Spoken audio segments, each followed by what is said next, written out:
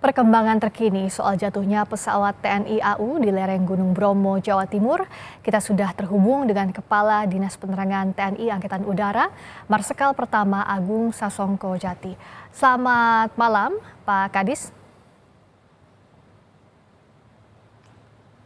Selamat malam, Bu. Pak, kami pertama-tama mengucapkan turut berbelasungkawa sedalam-dalamnya atas gugurnya 4 prajurit terbaik TNI Angkatan Udara dalam musibah ini. Terima kasih banyak. Pak Kadis, izin kami bertanya lebih dalam lagi soal cuaca yang diduga menjadi penyebab pesawat jatuh. Di tayangan sebelumnya, Pak Kadis menyebutkan bahwa tiba-tiba awan menebal. Seberapa cepat itu dan bagaimana detailnya, Pak?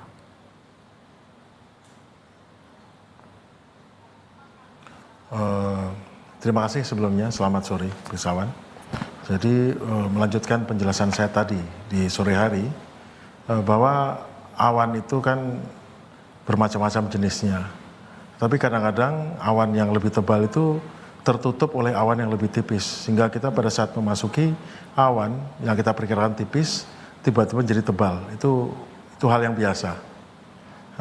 Namun yang penting adalah bila melalui situasi seperti itu adalah kita melaksanakan prosedur yang harusnya dilakukan.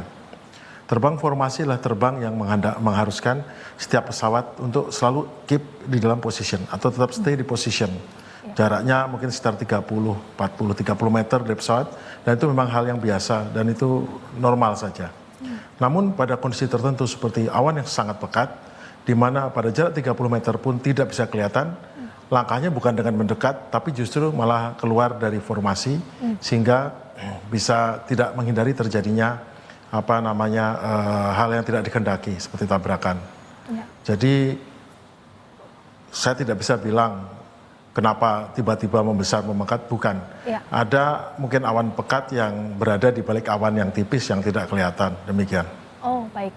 Dan itu disebutnya blind kondisinya, betul ya Pak Kadis ya? Ya, itu adalah hal yang normal dalam dunia penerbangan militer. Seandainya kami dalam terbang formasi yang ketat, yang dekat itu, dan kemudian tiba-tiba jarak sudah cukup dekat yang harusnya tetap kelihatan, tidak kelihatan, maka prosedurnya kita mengatakan blind, dan kita memisahkan diri tidak dengan ekstrim keluar, tidak, tapi dengan cukup bank sedikit saja pasti sudah menjauh dari formasi utama. Ya. Pada saat di udara, penerbang lain mengetahui ada hal yang tidak sesuai, itu bagaimana Pak? Ada 2 pesawat yang akhirnya hilang kontak dan ternyata kecelakaan?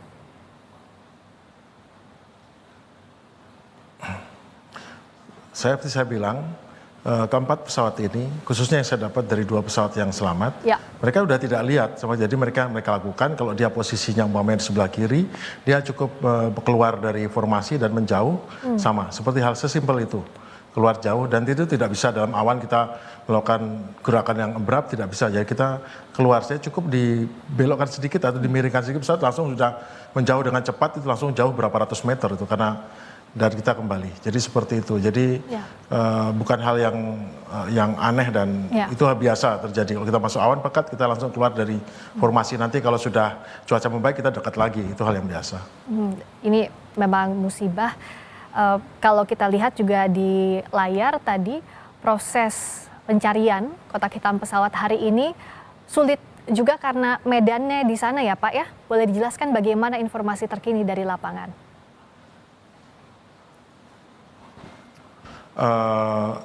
Rekan-rekan yang melaksanakan penyelidikan dibagi dari 2 tim. Ada tim yang datang ke Tenggo 3111,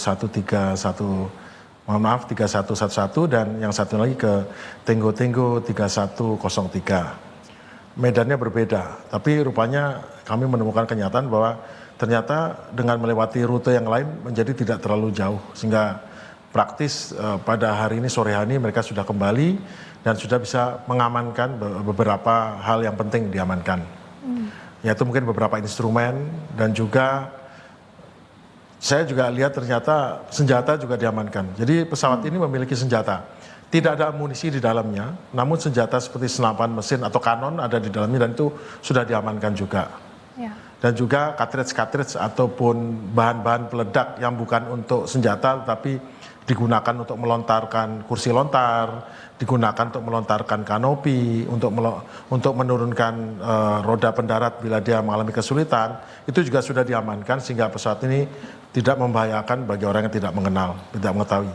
Dan pesawat juga sudah diamankan, dibungkus, sehingga nanti pada saatnya akan dievakuasi, itu sudah dengan mudah bisa dievakuasi dan mungkin bisa kita bawa kembali.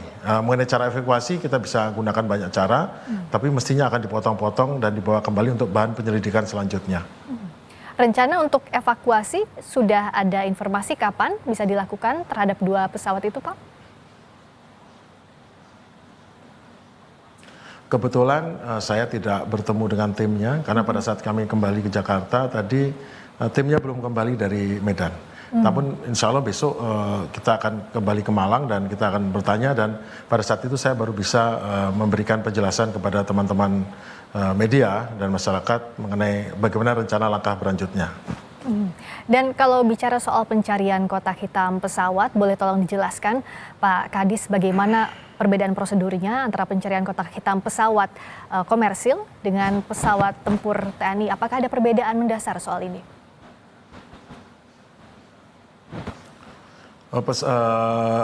Kita tidak menamainya black box ya, itu dan juga bukan flight data recorder sebetulnya. Dia memiliki nama istilah lain, tapi intinya bentuknya seperti cartridge. Jadi cartridge yang kita bisa lihat dengan peralatan yang ada di satuan sepertinya. Tapi saya belum pasti mengenai lihat, tetapi dari informasi yang saya dapat bahwa itu bisa dilihat oleh kita sendiri. Namun tentu untuk mengetahui bahwa itu ada permasalahan tentu mungkin menggunakan software lain ya, karena yang jelas dia bisa mendapatkan rekaman daripada suara komunikasi, dia bisa mendengarkan rekaman daripada video. Jadi video pesawat sampai detik terakhir dia masih berjalan sistemnya itu ada rekamannya.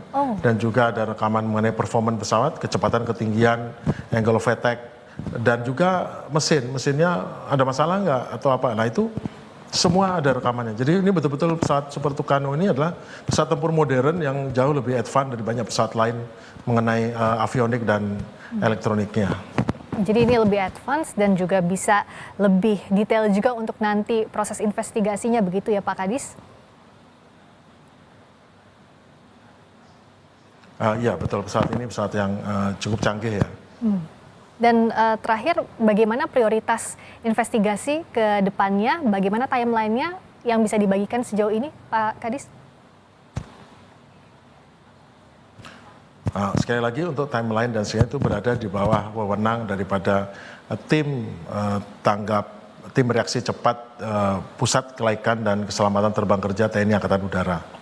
Saya belum bertemu dengan tim, namun secepat mungkin kalau kita sudah bertemu tim dan mendapat penjelasan, kami akan sampaikan mengenai soal terkait dengan keinginan daripada media untuk mengetahui mengenai timeline, mengenai bagaimana langkah-langkahnya. Mungkin nanti akan kita minta kepada rekan saya yang lebih bisa menjelaskan mengenai detail mengenai hal ini. Namun pada saat ini kami belum bisa memberikan penjelasan lebih lanjut karena memang belum ada yang bisa dijelaskan, belum ada dapat informasi terkait itu. Sekali lagi kami mendoakan agar proses evakuasi, investigasi semua berjalan lancar dan kami mengucapkan bela sungkawa sedalam-dalamnya atas musibah ini gugurnya 4 prajurit terbaik TNI Angkatan Udara. Terima kasih banyak Kepala Dinas Penerangan TNI Angkatan Udara, Marsikal Pertama Agung Sasongko Jati telah bergabung di Sapa Indonesia Malam. Terima kasih banyak. Terima kasih Bapak.